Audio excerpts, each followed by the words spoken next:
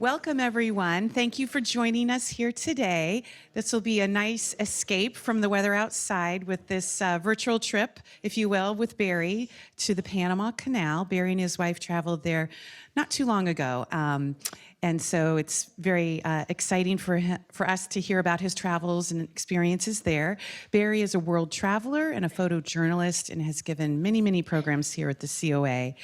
Please join me in a warm welcome for Barry Pell. Thank you, Sarah. As always, it's great to be here and present before you. It's great to see such a nice turnout. Thank you so much for coming.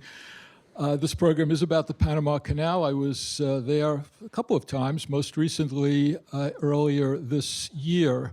And for those of you familiar with my programs, you know I typically talk about places that are not very well known by Americans in remote corners of the world. Panama Canal is a little better known. I'm sure some of you have been there, maybe even traveled through it. The other thing that is different about this program is that typically, I show pictures of my photography from my travels, and that, of course, will be part of this program. But in addition, because this program is more than just about the operation, the current day operation of the Panama Canal, it's really about the monumental effort that it took to achieve it. Not only an engineering achievement, but also a medical achievement, because it had to they had to solve problems of disease-ridden jungles, yellow fever and malaria, among those diseases that defeated a lot of the initial effort.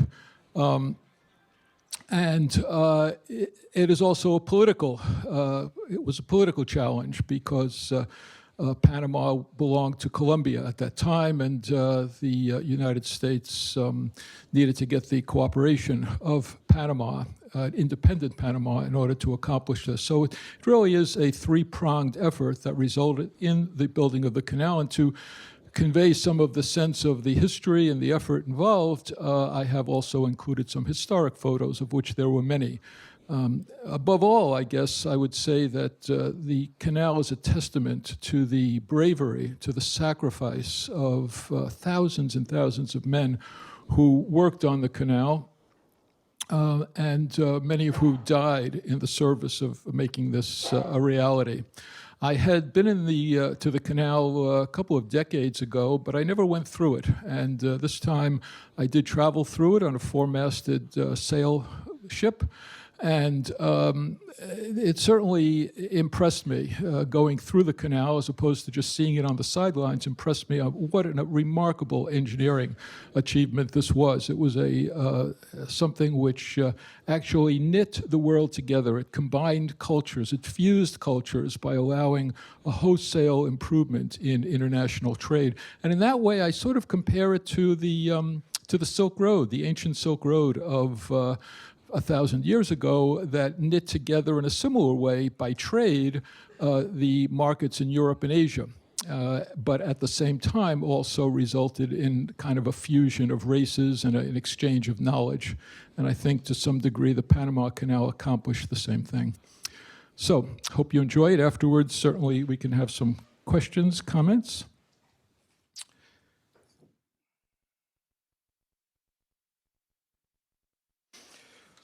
Oh, and by the way, you all have a map. The map gives you a little orientation. The top of the map is Central America, which color-coded shows all of the countries of Central America, the southernmost being Panama, and where it says Panama City, the narrowest point of Central America, that's across where the canal was built. Looking at that map on the top, it seems like a pretty easy job. Just connect a line right across the isthmus, not very difficult. But if you look at the bottom map, it tells a bit of a different story because, in fact, there were lots of mountains and jungles and all sorts of challenges in making the canal a reality. So the Panama Canal is certainly considered one of mankind's greatest accomplishments. Indeed, it was referred to, it has been called, one of the modern wonders of the world, one of the 7 wonders of the world by the American Society of Civil Engineers. But as I say, it is much more than an engineering achievement because it really did usher in a vastly new era when it was completed a little over 100 years ago, near the beginning of the 20th century. The canal, indeed, united the world. One might say it shrunk the world. It revolutionized shipping, and it fostered a boom in global trade and prosperity, as well, I believe, as a fusion of races and history and culture. It truly was, by the standards of its day, a nearly impossible feat. It was beset by a succession of challenges and setbacks that strained the hope and questioned the resolve of its planners and builders. Workers, well, they had to deal with the heat, with nearly impenetrable jungles, with swamps, and all the creatures in them, including poisonous snakes rats that carried bubonic plague, and mosquitoes, perhaps the most deadly, that brought epidemics of yellow fever and malaria. Rainfall averaged over 105 inches a year. Well, together with the construction accidents that might, at a moment's notice, send an 18-ton boulder raining down a mountainside onto workers. In total, over 25,000 workers, managers, and supervisors died during the construction. Now, despite the lure of paid employment for impoverished groups, many of these groups came from the West Indies. They arrived by the boatload. But coming to Panama, which many felt as a salvation to help support their families back home, working on the canal for many of them was a death sentence. Hundreds, if not thousands more, were permanently injured. As one laborer recalled, the working conditions were so horrible as to stagger the imagination. Quote, "Death was our constant companion. I shall never forget the trainloads of dead men being carted away daily as if they were just so much timber." Well, in his autobiography, Theodore Roosevelt, under whose leadership, of course, on the American side, the canal was eventually successfully completed, he had this to say about the canal builders: "A finer body of men has never been gathered by any nation than those who have done the work of building the Panama Canal. They have all felt an eager pride in their work. They have made not only America, but the whole world their debtors by what they have accomplished." And this is one of the monuments memorializing these men. So let's talk a little bit about canals. So there are two kinds of canals. From an ancient standpoint, canals were used to dig a channel in order to gather water from a river or an ocean, a lake, in order to irrigate crops. So that just cut in to sluice that water in order to provide for the growth of crops, to enable agriculture to thrive. And those canals date back, well, as far as the 4000 BCE. The oldest transport canal, however, is this one. It's called the Grand Canal of China. It was actually constructed way back in the 10th century, and it linked 5 different rivers, and it still operates today. Now, I have a degree in civil engineering. I've always been fascinated by canals, and as I mentioned in the introduction, I first visited the Panama Canal in the 1980s, but I didn't travel on it or through it. I returned earlier this year to experience the canal along its entire length.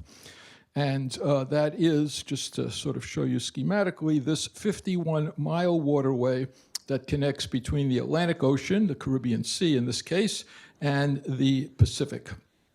And that's what we'll be talking about.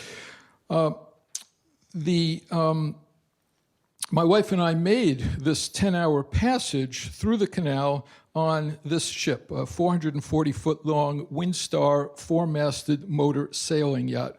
Now, of course, it's not possible to sail. You can't go through the canal with your sails up. You wouldn't be able to tack back and forth through the canal.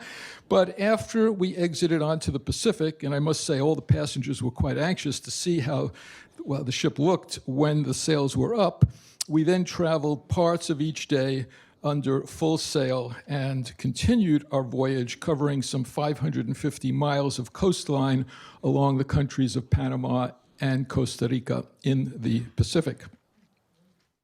So the idea of a Panama Canal, some kind of a crossing between the two oceans, dates back to the early 1500s when the Spanish arrived. The conquistadors, Vasco de Balboa particularly, first crossed the isthmus by foot, of course, through the jungle. And before we go any further, I should define what an isthmus is. Basically a narrow piece of land connecting two larger areas. In this case, of course, it is the two continents of North and South America. Indeed, there actually, geologically, millions of years ago, we wouldn't have needed a canal because there was a natural channel that separated these two continents. But over millions of years, that channel started to silt up and create the isthmus that we then have today. So the crossing, the Isthmus of Panama, is only about 50 miles wide, and it seemed, when looking at a map like this one, geographic map, that if you wanted to have the shortest challenge of constructing a passage between the two oceans, it certainly seemed that this was the logical place to build it. But, as I mentioned before, if you look at a topographic map, it tells an entirely different story, because a canal in this place would need to cross mountains, go through impenetrable jungle, deep swamps, and frankly, some of the most geologically complex land formations in the world, where very hard basalt rock was right next to very soft shale that would give way and cause incredible landslides. It was almost an impossible job to tame this soil. Well, when after the Spanish arrived, frankly, they were much more preoccupied with finding gold in the continent of South America, and so they didn't pay much attention to a canal. There wasn't a whole lot of need for it. There wasn't that much shipping going on in the 1500s. But slowly, over the centuries, international trade began to expand. Now, of course, in order to accommodate that trade between nations, a very long route was needed. So for any ships coming from Europe or from the east, they needed to travel all the way down the tip to the tip of South America, go around Cape Horn or through the Strait of Magellan, and then all the way up the side of the Pacific, or in reverse. And of course, this required a lot of extra time.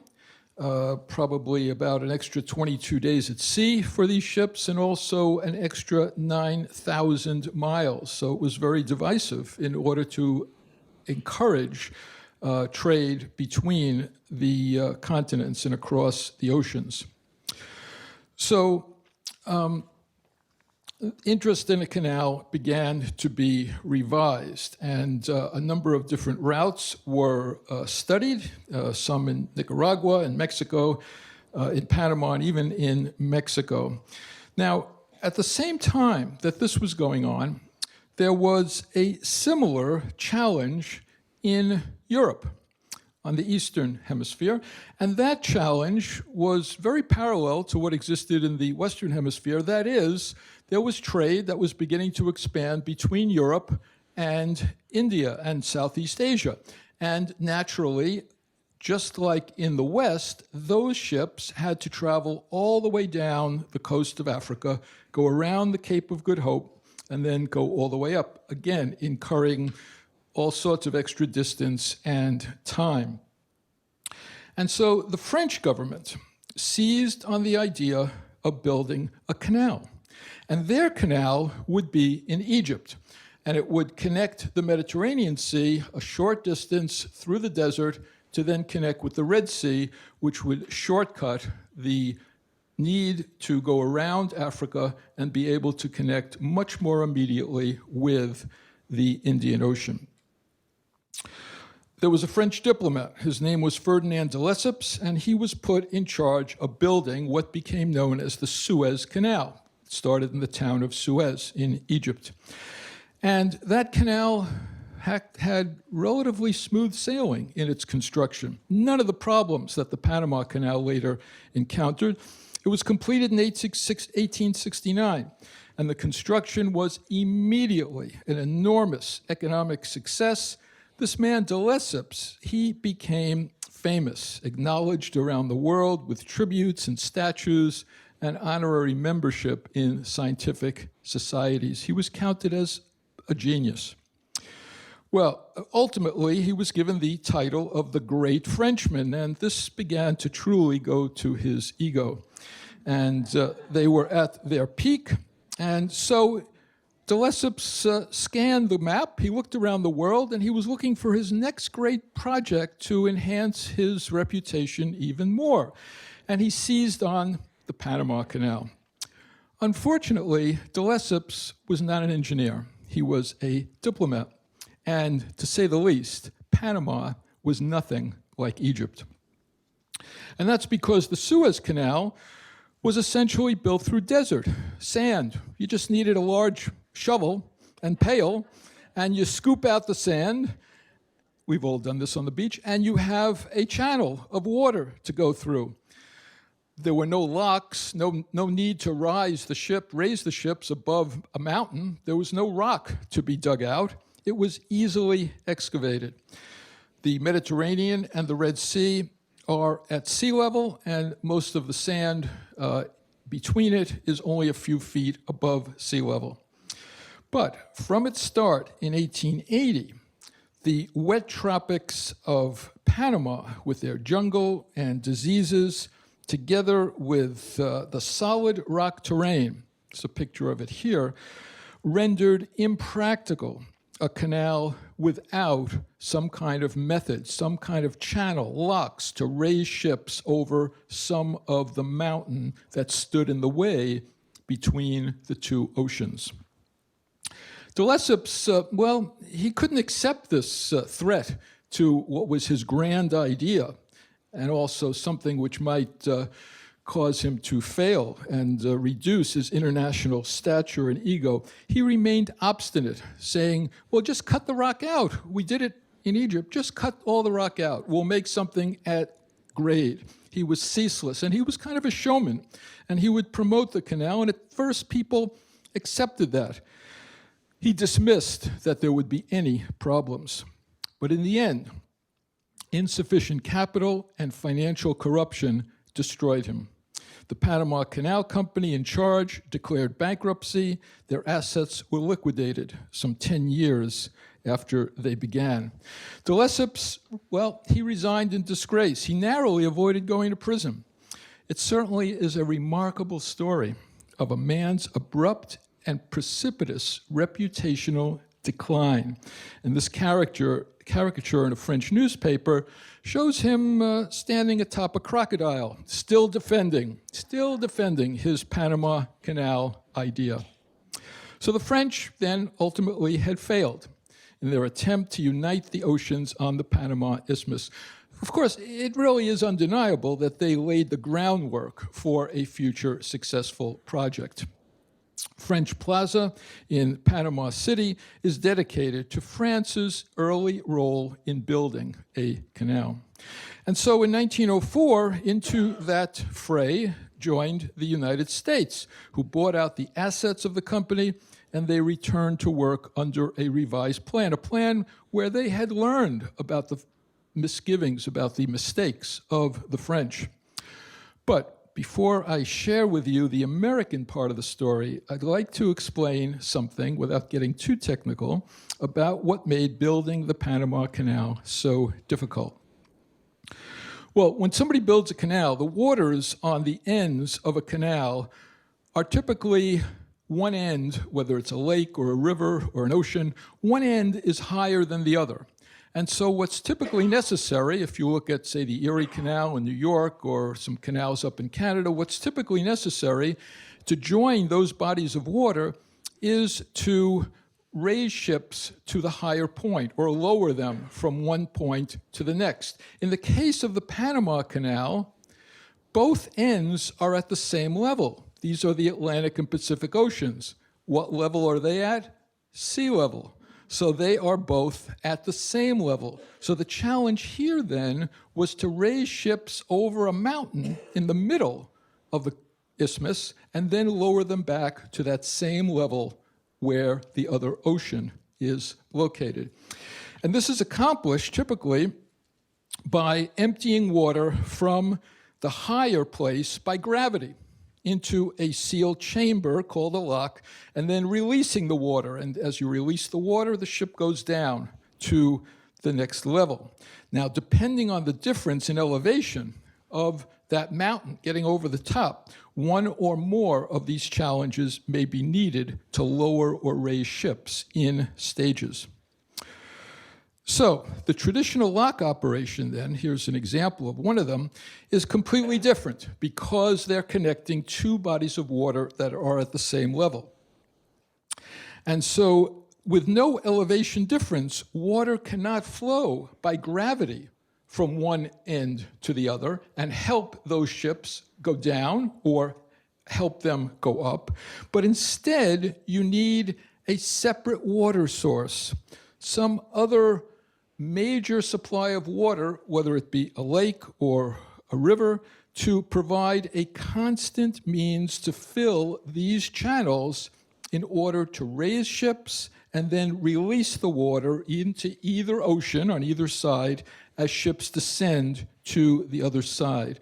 And this, creating this source of water, which is not natural from either end, was one of the biggest engineering challenges of the Panama Canal. And this is a schematic that shows that what you're doing is these two levels, the Atlantic and Pacific, are at the same level, but you have to raise the ships over a mountain, bring them back down, and you need a water source in order to effectuate that, to provide for the water that will fill each of those chambers, those locks, in order to accomplish the raising or lowering of ships. So this was the challenge. Now, in Panama, it's another portrayal of that. In Panama, there was a water source. It was a river called the Chagres River.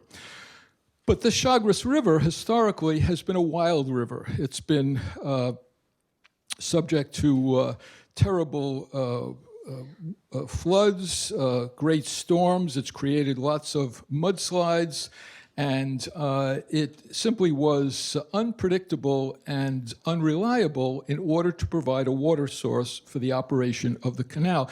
And so the builders recognized that they needed some kind of a steady water source at a very high elevation. And that, of course, would be a reservoir of some sort that they would have to build. And so what they discovered they needed is a reservoir built at the highest point of the crossing of the Isthmus of Panama, which would then fill in and create a tremendous lake, shown here. And that lake would be the water source for the millions of gallons, and it is millions of gallons of water that is needed every time a ship goes through the Panama Canal.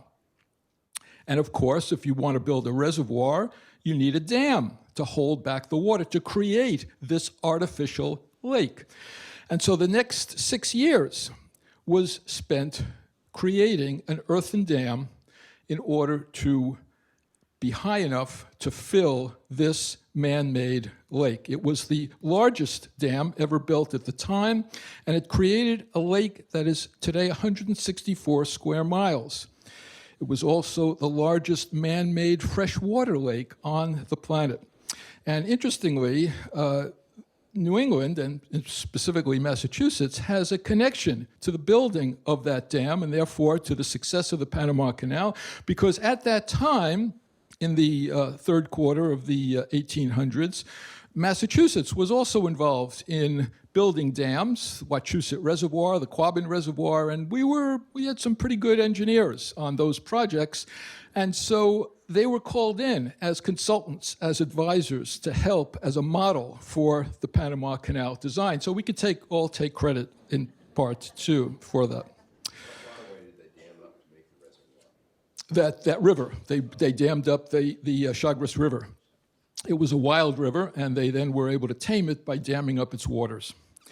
So the lake itself, here's a picture of it, took 3 years to fill, and it provided the perfect source for the millions of gallons of water needed to operate the canal's locks each time a ship passes through. Now, as an ancillary benefit, this dam also generated hydroelectric power, and they today use that power to operate the opening and closing of some of the gates of the locks. Now, the other thing that makes the operation of the canal possible, and without it, it just wouldn't work.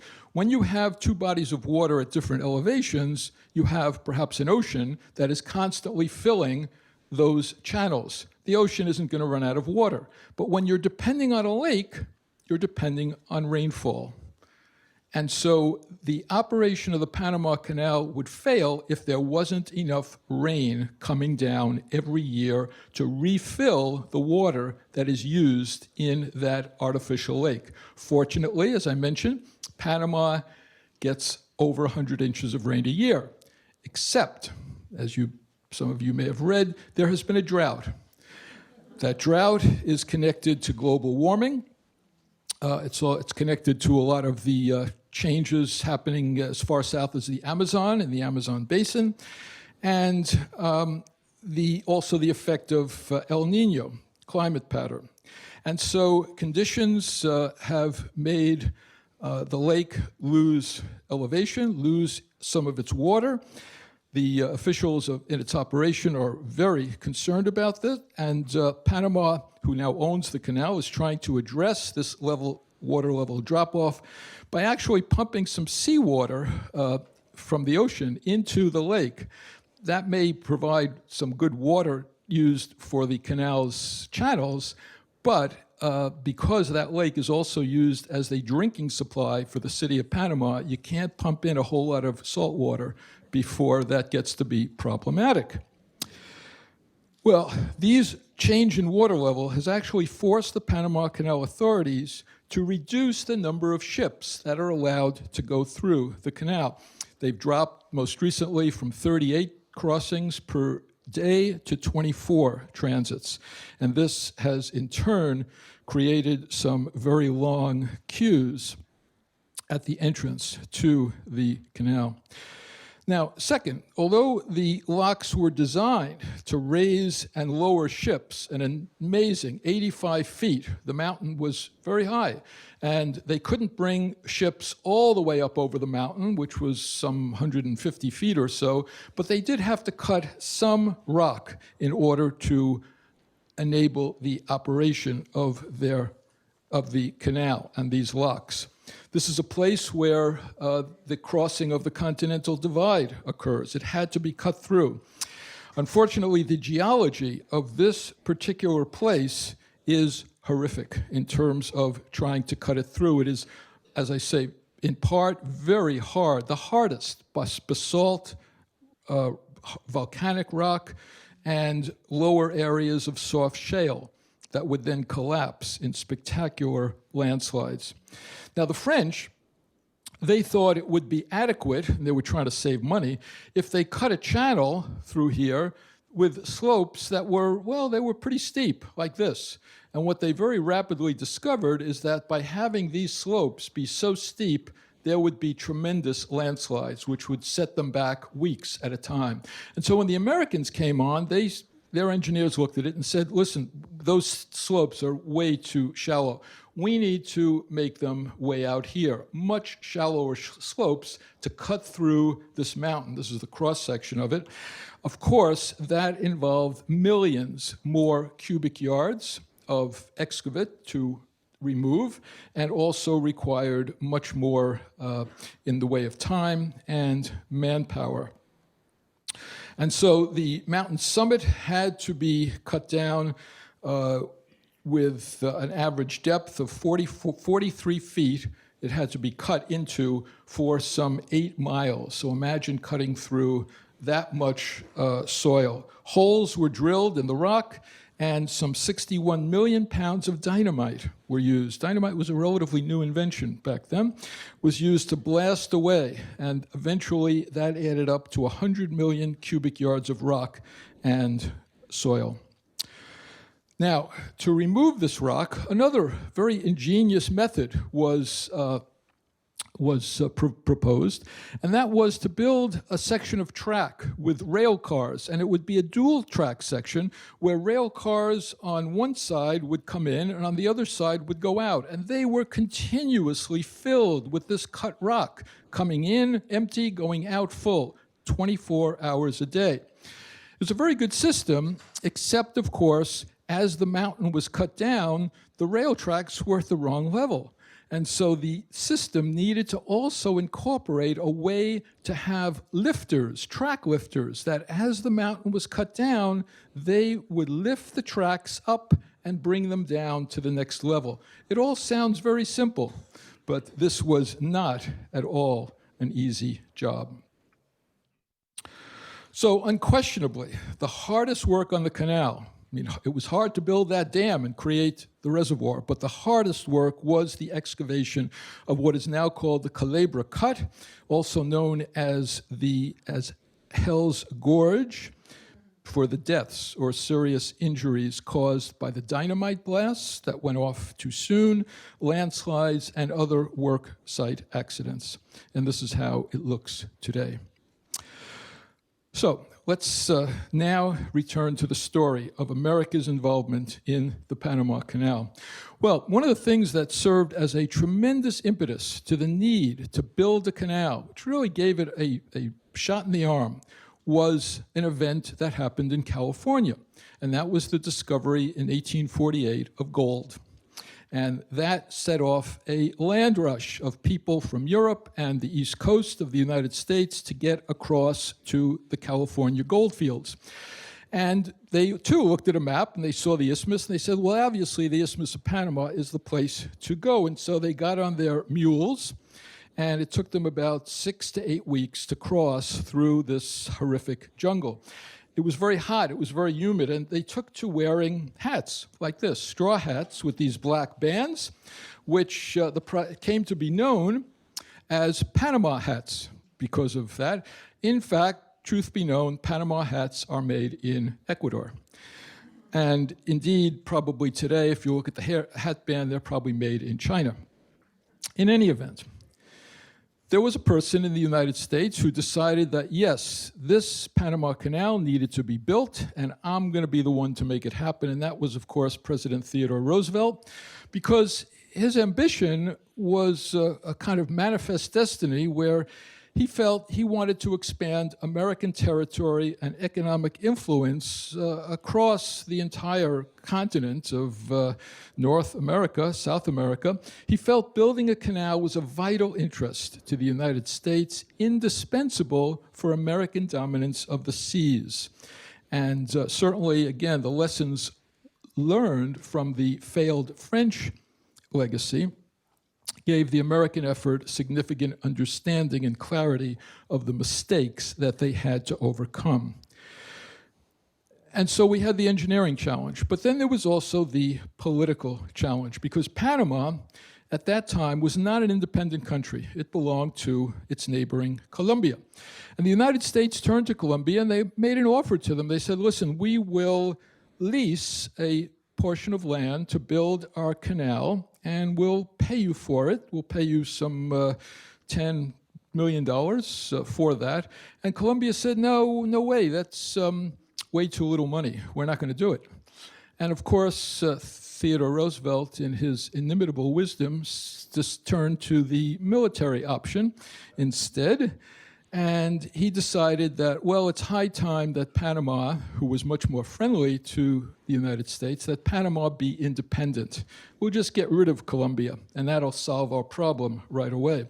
And so with threatened military intervention, Panama became a nation in 1903. Their flag that they first adopted really kind of represented the joining of North and South America. It had these two suns that were connected. The current flag looks like this.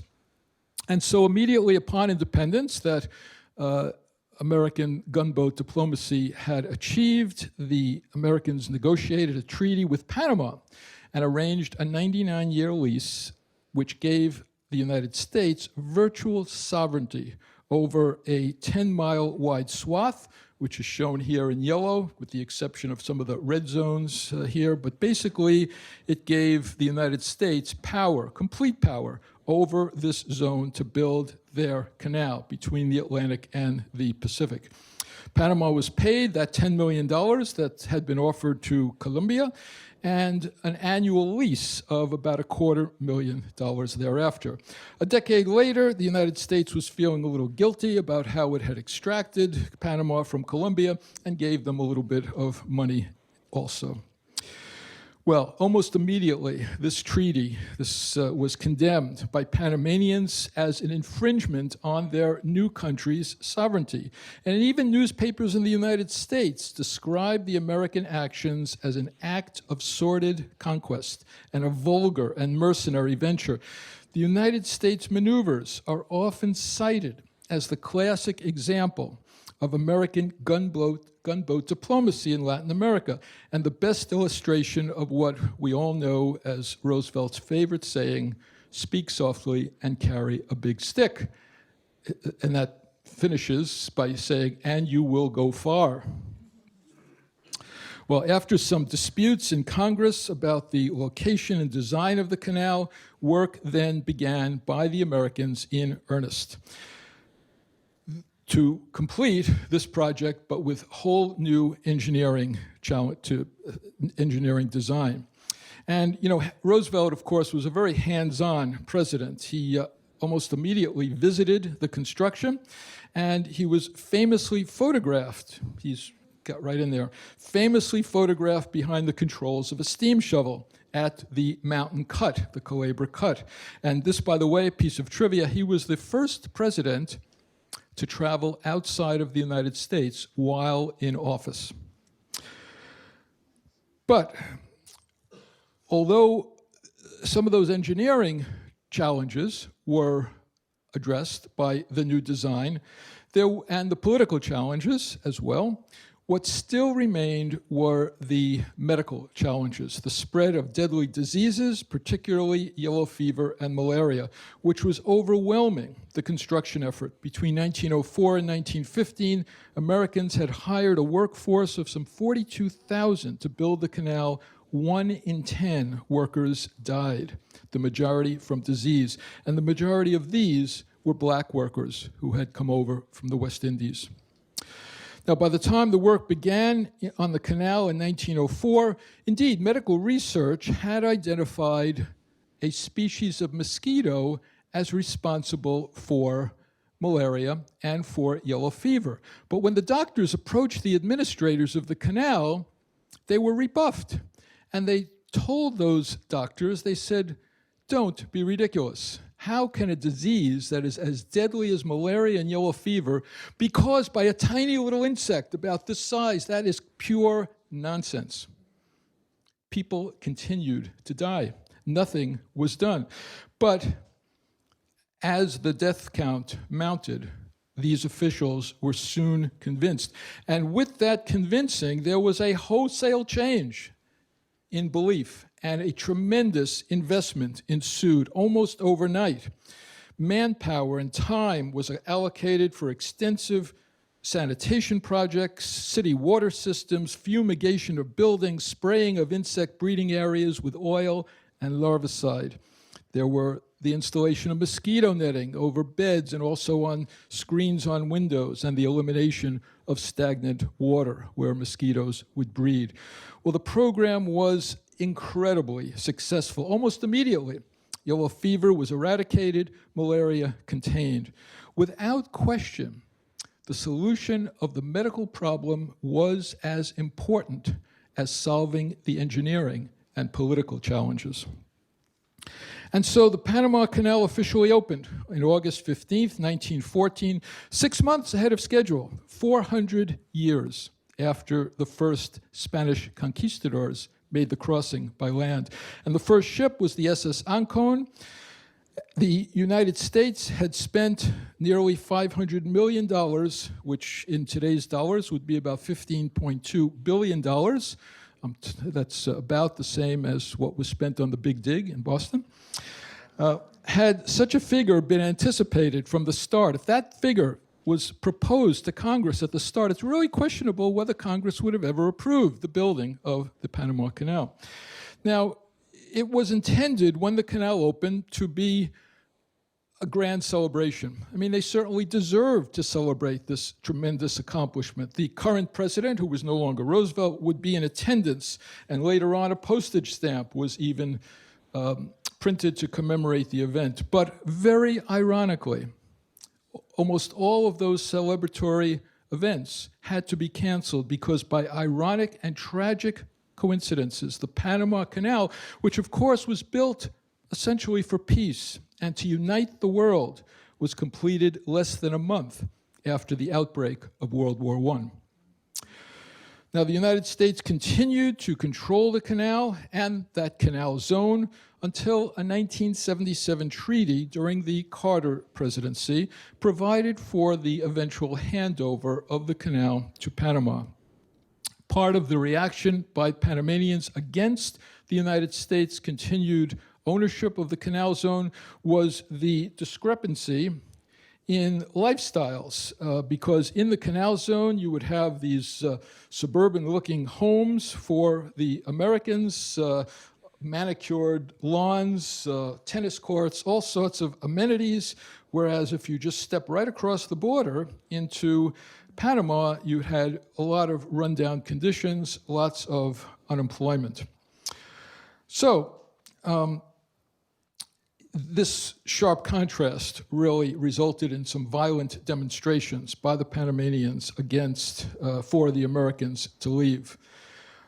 Although returning Panama's sovereign land certainly was the right thing to do, it was controversial. Some of you may remember that period. There was some dissension in the United States about turning over the canal that we had essentially built to the Panamanians. It may have contributed to Jimmy Carter's loss of his re-election bid, indeed. Well, after a period of joint American-Panamanian control, the Panamanian government took full control of the canal in 1999, ending nearly a century of American involvement. Now, the canal, like any road that needs to pay for itself, is a toll road, and all vessels that come through the canal have to pay a toll. Now, the tolls collected for these transiting ships today exceed some $2 billion a year. And all of that money, after operating costs and maintenance are subtracted, all of that money reverts to the Panamanian government. And revenues are also generated by visitors, because a lot of people just go to the canal to see it. They don't cross through it, and special viewing platforms have been built to accommodate these tourists. Now, the tolls to go through the canal, I'm sure you're curious, are not cheap. They depend on the type and size of the ship, as well as the weight of goods, the type of goods, the number of passengers being transported. Container ships, for one transit of the canal, may pay a toll upwards of $500,000. And even the toll for our relatively smaller 140 passenger sail yacht was about $250,000. Now, an interesting bit of trivia. There's only one person who has ever swum through the canal. This happened in 1936, and 1928. And based on his weight, which was 150 pounds, he was also charged a toll. The toll was, wait for it now, the toll was 36 cents. Swimming in the canal has been prohibited ever since. Now, annual traffic through the canal has risen from about 1,000 ships per year in 1914 to currently between 12 and 15,000 vessels. And the major users of the canal, not surprisingly, are the United States, China, and Japan. And so back to these locks that help raise the ships up to the lake side and then bring them back down to the other ocean. There are 3 of them that are on the Atlantic Ocean side. They're basically adjacent to each other, bringing the ships up in stages. Then you have the lake, and then there are three, one, and then a double that get you back down to the Pacific Ocean. And the lock chambers look like this, and in the middle of the locks, there are these train locomotive-looking machines. Oh, and by the way, first I should mention that the locks actually, each lock has two sides, so that ships can go in both directions, one going from Atlantic to Pacific, one going in the opposite direction. And actually, there's a sort of level of efficiency here, because in order to reduce the volume of water that's needed from the lake, water that's released from the ship that's high to help raise the ship on the other side that's low, they can reuse some of that water, at least until they get to the same level. Then they have to let water from the lake raise the ship the remainder of the way. And this is a picture of that here. So the travel through these locks, travel through the canal, is certainly highly controlled. It is meticulously performed to naturally avoid accidents. They have a lot of investment here. The captains of ships are actually not allowed to navigate their own ships through the canal. They have to relinquish control when they get to the locks to a team of specialized canal operators who board during the passage. In addition, all ships, including our sailing yacht, have to schedule their crossing weeks or even months in advance. It's very, very tightly controlled. When ships go through the big lake, they can certainly pass in both directions. But when they go through the narrower portion where the cut is, the mountain cut, they can only go one at a time because there's a fear of some kind of a head-on collision. The lock chambers themselves are about 1,000 feet long and 110 feet wide and 40 feet deep. And the locks themselves, these giant opening and closing mechanisms, are 7 feet thick and, of course, watertight. But they were designed to be buoyant. They look very heavy, but they're quite light. And they're so well balanced that if the power to open and close them should fail, a single person could manually open and close them. Now, when they designed these locks, of course, back in the early 1900s, they looked around to think about what might be the largest ship that would go through there. And they seized onto the ship, which was about the biggest in the world at the time, the Titanic. And they said, okay, the Titanic will get through here, so we're good with our design. Ironically, the Titanic never made it to the Panama Canal. Now, the ships, when they come through, although they can keep their engines running, they are also assisted by these locomotive machines, which center them through these taut cables. They center them in the middle of the channel because they don't want any ships scraping up against the sides of the concrete channels. And these locomotives run on tracks. They are operating back and forth all day long. They're euphemistically referred to as mules because early on, way before the Panama Canal, when canals were being built, they actually did use mules, the animal, to help center ships that went through a canal. So they've retained that quaint name today. And so these small locomotives accompany even the largest of ships as they pass through. For a single passing of a ship, you will use some 52 million gallons of water, which is why the water volume in the Panama Canal, in the lake that serves it, is so critical. Hold on, if you could wait to the end. So, now, also, a bit of geographic trivia, and that is that you will notice here, it's a picture of a map of Panama, that Panama, for all the land between North and South America, Panama has a very unusual S-shape. And because of that S-shape, the only place in the Americas where the sunrise occurs over the Pacific Ocean is in Panama. The canal itself, because of the arrangement of this S-shape, is oriented in a north-south direction, not east to west. So even though you're going between the two oceans, they speak of going southbound to the Pacific and northbound to the Atlantic. So by the end of the 21st century, it became apparent that the canal would just not be large enough anymore to accommodate the larger and larger supercarriers that today transport well over 10,000 containers. And so a national referendum was held in Panama, and they approved the construction of a new set of locks at a place called Agua Clara, which allow larger ships of twice as much cargo to pass. And this project opened in 2016. As larger and larger ships arrive, it's even questionable whether these new locks will be able to accommodate them. But other issues then become the depth of the lake, the amount of water in the lake, and also because this crossing of the Panama Canal goes under the Pan American Highway that connects Alaska and southern South America. And so there are a couple of bridges. One in particular is this one that crosses that lake. And so one of the issues with ever larger cargo carrying ships is whether the ships can pass under that bridge. This is a picture of the mast of our ship going under that bridge, which did clear it. They sort of suggested it might be close, but it was about 10 or 12 feet that we had clearance to get under. Now it transported some of the equipment and supplies, and it also, for a long time, provided commuter service between Panama's two coastal cities, Colón and Panama City. But today it serves only for tourists on an occasional basis.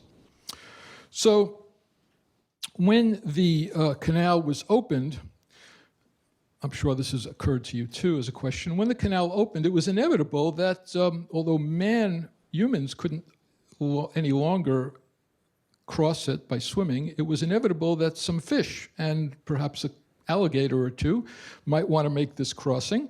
And indeed, biologists have discovered lots of varieties of fish and amphibians that are crossing between. They enter the locks and they go between the Atlantic and Pacific. And this is very curious, of course, because the two oceans are salt water and the water in the canal is fresh water. And so somehow they've adapted to be able to survive making this crossing between the oceans. As I say, there are the occasional crocodiles in the water, and my understanding is that they are not charged any toll. So, unsurprisingly, the canal has played an immense role in Panama's economic development and growth. The importance of the canal is phenomenal in the economy of Panama. They are highly dependent on this trade. The city of Colón, on the Atlantic side of the canal, is a tax-free trade zone. Merchandise is brought in by millions of tons and then re-exported to Latin America and the Caribbean. And then on the Pacific side, Panama City was originally founded by those Spanish in the early 1500s. And today, the old quarter of Panama City is well worth visiting. It's a United Nations World Heritage Site and is filled with 17th and 18th century churches and palaces and restored homes. But this is a very popular place, and so the popularity of the old town has also attracted a lot of foreign retirees who establish residence there. You may know some of them. And they've started to construct lots of Western-type, American-type amenities, things like this fancy Starbucks store, which is shown here, not looking like your typical Starbucks store in Boston. And that has understandably generated some opposition like this. People are getting upset about all these foreign wealthy people coming in and gentrifying areas, raising the price of real estate. Yet, when I strolled through this neighborhood, I did find that it was in large part still pretty authentic, filled with Panamanian youngsters on neighborhood streets, or this young woman I encountered having photos taken at her special 15th birthday celebration. But certainly, the trade and shipping activities of the Panama Canal have undeniably affected the economy of this place. This is what Panama City at the Pacific end looks like today. Phenomenal real estate development, producing a towering skyline of commercial and residential buildings, including some very modern structures like this one, which is, I suppose, appropriately named the Corkscrew. There are also world-class museums, such as the Frank Gehry design for the Biomuseum that has enhanced the reputation of Panama City. And so that was our trip through the canal. Well, after our passage, by the way, only took about 10 or 12 hours to get through all the locks, and our ship then continued up the coast, the Pacific coast, stopping at 5 ports along the Panama and neighboring Costa Rica. And we would then, the ship would anchor out a little bit off the coast, and we were transported onto the land by these rubber Zodiac rafts. Panama itself is located within an extensive biodiverse nature reserve, which means there is a lot. For those of you who may have visited some of those places, there is some amazing landscape and wildlife. It is a tropical rainforest. Lots of species of plants, including the purple passion flower shown here, the so-called hot lips plant, lizards that camouflage themselves in the forest brush. There are some adorable green frogs that can actually small enough to fit onto your finger, and birds like the yellow-fronted toucan, and many species of butterflies, like these long-winged butterflies. Well, the environment, I found, of these 2 tropical countries, Panama and Costa Rica, is truly incredible and provides an explosion of color. And I'd love to talk to you more in detail about all these plants and animals, but I don't have the time to do that another time. However, I would like, because I was just so taken by them, I would like to mention one of the more interesting and impressive species that make its home in this region, and they would be sloths. Sloths are certainly fascinating to watch if you're patient, because they don't move very fast. They move very deliberately. And in fact, they spend almost their entire lives hanging in trees, feeding and sleeping, resting, even mating in trees. The only time, giving birth in trees, the only time they come down to ground is to relieve themselves. They will live up there. Their name, by the way, is related to the word slow. Not surprisingly, literally means laziness.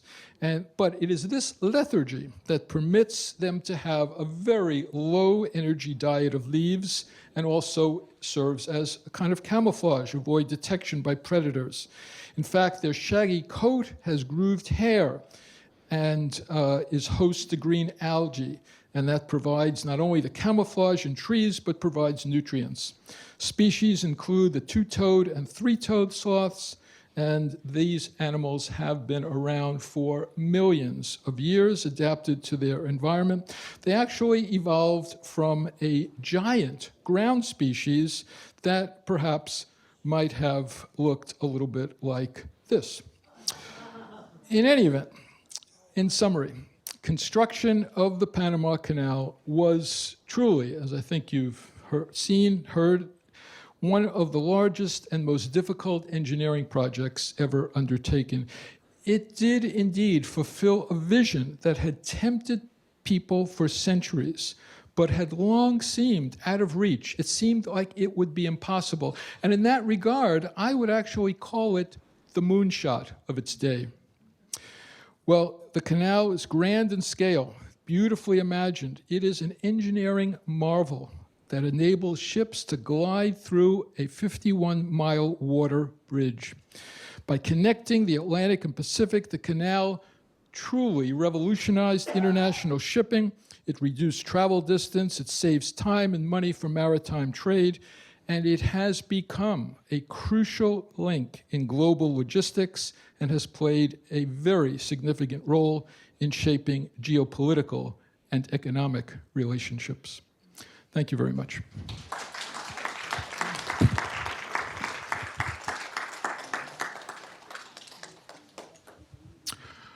Yeah, lots of questions. Yes? You didn't mention, but the Panama Canal now belongs to China. No, it does not. It does not. I guarantee it does not. The China uses the Panama Canal. They pay a lot of money, but the Panama Canal, the revenues from the Panama Canal go to Panama.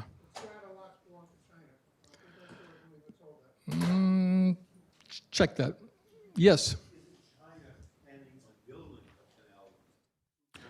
Well, you know, because of the limitations of the Panama Canal, there are a number of alternatives that are now being considered for, because it doesn't look like they can really expand the canal much, and the existing canal. And so they are looking, China, the United States, a number of countries are looking at alternatives for the possibility of another canal. I don't see that happening real soon, frankly. It would be an enormous undertaking. Yes?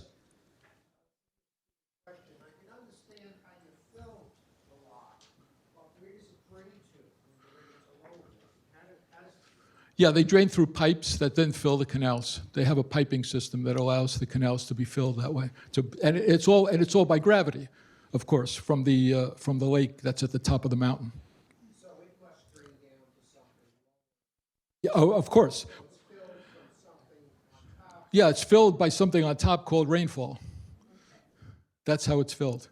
If the Panama Canal was in an arid zone, it wouldn't work.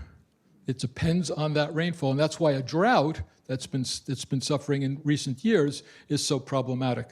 It's filled by rainfall, and it drains by gravity. Yeah. I think on one of your maps it showed that there were some United States military bases in the area. My question is, what sort of military presence, U.S. military presence, is there now, if any? And also, I'm sure that the United States has thought if there's a major war, you need to move ships. What sort of arrangement is there for the military to use that if they need to? Yeah. So the question has to do with security for the canal and whether the United States is still involved. I have to tell you that nobody from the United States military divulged any of their plans to me for protecting the canal in case of attack. However, it was alluded to me by people I spoke with that, yes, there is a plan. The United States is very much involved. If there is some kind of a terrorist attack, for example, some bombing or something, to try to disrupt the activity of the canal. And yes, there is an American presence there, although it's a very covert presence that comes to the end. Military presence, sure, but it is very covert. There aren't American insigniaed barracks and people running around the canal. Yeah. How many engineers are required to be organized together? Well, the question is how many engineers were involved. There were hundreds of engineers and thousands upon thousands, tens of thousands of workers at different levels, different stages. And they actually paid them differently. There were, which is also a source of controversy. This was a time of course, of a lot of Jim Crow segregation in the United States, and that system transferred to Panama, where a lot of the blacks were not treated the same. They did have a benefit of equal medical attention because it was so important to keep them healthy, but some of them were on the silver pay schedule, and the others, the whites, were mostly on the gold pay schedule, paid perhaps twice as much. And how they were recruited from the ranks, a lot of them came from the Corps of Engineers in the United States. How long did the whole project? Well, it depends whether you count the initial French effort, but the Americans got involved in 1904, and so they finished it in about a decade. Okay, wow. Yeah. Yes? Simple question. So you said the French, so it was my understanding that Eiffel designed the locks for the French. I've never read that. The comment was that Gustave Eiffel, famous of the Eiffel Tower, designed the locks. It doesn't look like something he would have designed. It doesn't have the curlicues and all sorts of things that I've never read that. I've never heard it. Didn't know if that were indeed the case. Other question Yeah. is, does it matter since you've got the tides at both ends? So the timing of when. Yeah. Yeah, there's a question about the tides. Even though the water levels are the same, there are tides, and that's a very good question. And in fact, what has been done is there are some water controls at each end of the canal that help, they're sort of mini locks, if you will, that help control the levels of the oceans so that they're at the same sea level coming in and out of the canal. Yeah. Yes? Thank you for being here. To add a little comedy and humor to today's lecture, I've had the privilege of going through the locks. You didn't swim, though, I assume. No, no, you're right, yeah. Not near what At any rate, the shipping is so tightly timed, precisely. Everything has cameras. Nowadays, with today's telecommunications, it can be timed, and it was, that crazy grandma in a pink jumpsuit with pink pom-poms going through a certain point at a certain time, that the grandchildren in Needham could see her jumping on a 10th deck of some cruise ship. It is so precise. Yeah, the timing of ships passing through the canal is precise, and the authorities there were able to tell us exactly when ships would be coming through, although, you know, there is some variability there, so it may be off a couple of minutes. It isn't to the second, but they know when, because they all have to be scheduled when to come through, and they know how long it takes to fill the locks and how long it takes to get through. There also, by the way, have been accidents, some accidents, despite all the controls, despite the professional people guiding the ships, despite those mules centering the ships, there have been some accidents. Nothing of the extent that happened in the Suez Canal where a ship went sideways, but there have been some accidents that have scraped the sides of the canal. Our captain knew when we would be in front of a certain camera, telecommunications, the shipping line would communicate. Well, on that point, it's so I don't think they know exactly when that's going to occur, but it so happens that because there is, well, probably for security, also for the benefit of administrators, but also for people like yourself who want to be on camera and transmit that, there is a camera, a wide-angle camera that is mounted on one of the poles in the canal, and so that camera then films each ship coming through, and that's why the captain can precisely, by looking at his monitor on the bridge, can precisely tell you when they're passing a certain point to take that award-winning photo. Yeah. Yeah. What was the total number of people that worked on this? Oh, I would say it was 40,000, 50,000 people. Yeah. Half died, 10%. 10%. 1 in 10 died. so 250,000. No, I said 10%. So 40,000 worked, that 10% is 4,000. I wrote down that you said 25,000. That's if you include the French effort. So the French had an effort before that. They started way before. I think this just died. Speaking means I'm speaking too long. Yeah. So and there were lots of injuries too. But yeah, if you include the French effort, if the whole, because the French began in the 1880s. Oh, we have another one. Good. Thanks. So yes, there were many more fatalities, but the American fatalities, and I think too, when I spoke about that, that was the fatalities, the 1 in 10 were the fatalities in the cut, when they were doing the cut, but then they were also building the dam, and there were a lot of other aspects to it. And then there were the fatalities due to disease.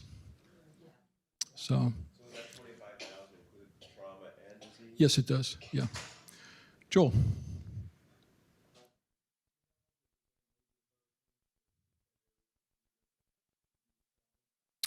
Yeah, you know, we didn't hear about any real big storms that have come through there. I suspect there are, but I don't know. Well, I don't know that that is an area that is particularly prone to hurricanes. When I've read about hurricanes coming, yeah, because they come through they form in the Caribbean and cross there. They formed in the Gulf and go up that way. But in Central America, wasn't told about much any damage that they suffered, and that may have been true. That may have influenced the selection of Panama for the canal route.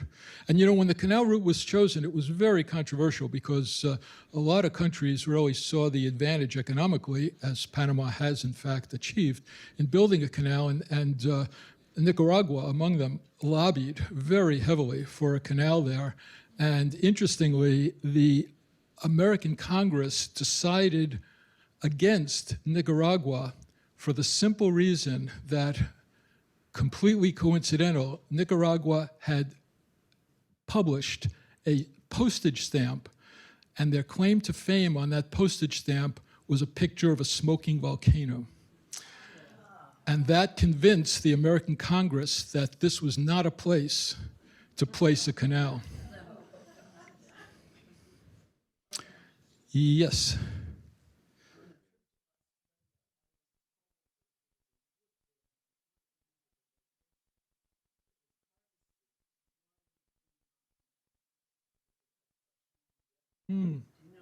I don't, but that sounds reasonable. The comment is that there was a wood in one of the forests of Panama that was mined, that was harvested in order to build the canal that would be more long-lasting. That sounds reasonable to me. I hadn't heard about that. Yeah. How does the money paid from the boat to the river? How did that work? Before, during, after? When is the toll? When do they pay the toll? I think they pay in advance. Yeah. It could be $500,000 for what? How did they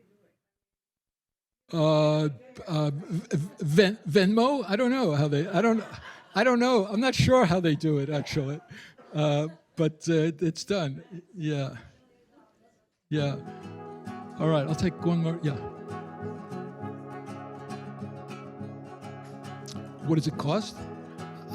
I don't know. Again, these are numbers that the Panamanian officials did not share. They don't publish those things. But believe me, they make a profit. They definitely make a profit. All right, well, I thank you all very much. Hope this was interesting. And have a good, I will not see you before the end of the year. Have a wonderful holiday season and Happy New Year. Stay well. See you next year.